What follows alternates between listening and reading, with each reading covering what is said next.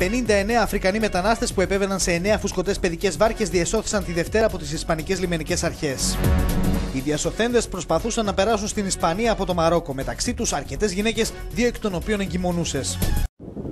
Συγκλονίζουν τα στοιχεία για τους πρόσφυγες από τη Συρία. Από την έναρξη της αιματοχυσίας, 1.800.000 άνθρωποι εγκατέλειψαν τη χώρα.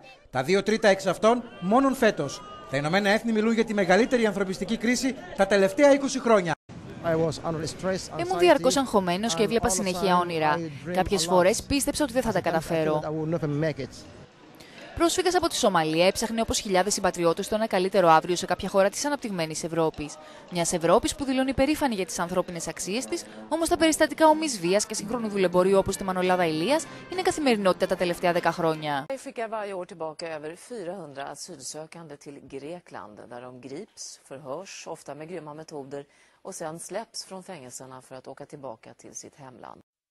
Σε εξέλιξη βρίσκεται επιχείρηση διάσωσης 105 προσφύγων που βρίσκονται σε πλοίο το οποίο βυθίζεται ανοιχτά των ακτών της νήσου των Χριστουγέννων στην Αυστραλία στη μέση του Ινδικού ωκεανού.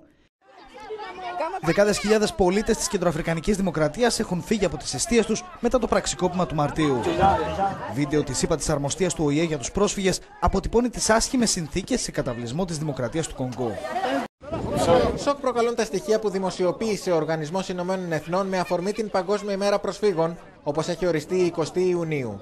Περισσότερα από 45,2 εκατομμύρια άνθρωποι ζούσαν το 2012 μακριά από τις εστίες τους. Ο αριθμός αυτός είναι ο μεγαλύτερος που έχει καταγραφεί εδώ και σχεδόν 20 χρόνια.